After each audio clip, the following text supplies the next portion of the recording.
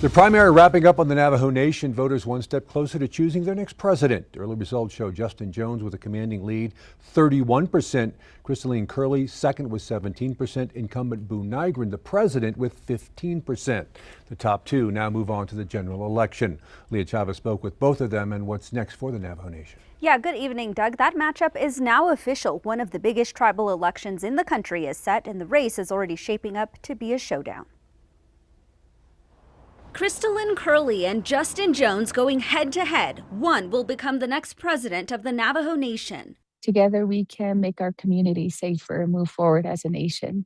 Curley made history in 2023, becoming the first woman elected Speaker of the Navajo Nation Council. Now she wants to make history again. I would be the first Navajo Nation woman president.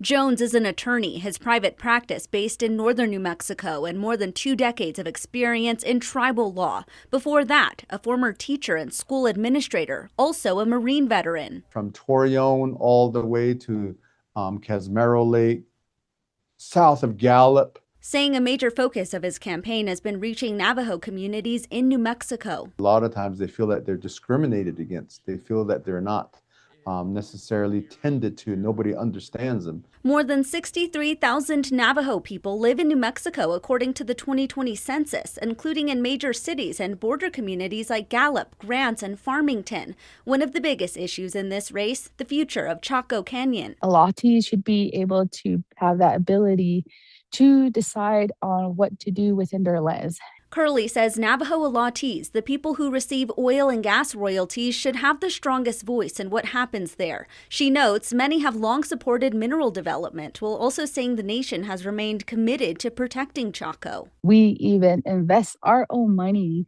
our own Navajo Nation general funding to protect Chaco Canyon, and that is not unchanging. Jones has a sharply different position. He says he opposes mining activity in the area. As Chaco Canyon, there's no doubt it is sacred. Taking it a step further, saying if Chaco is truly sacred, access may need to be tightened for everyone. If that's going to be the case, then we're going to have to basically shut it down to everybody, including the tourists, the hikers, the mountain bikers, and everybody else. Monday is set to mark the next chapter in this race. Both candidates tell me that's when they plan to reveal their running mates. Jones says he's been thoroughly vetting his options. Curley says her pick will represent hope and unity. Reporting, I'm Leah Chavez, KUAT Action 7 News. Only enrolled Navajo voters registered through Navajo election officials can cast a ballot. That election is Tuesday, November 3rd.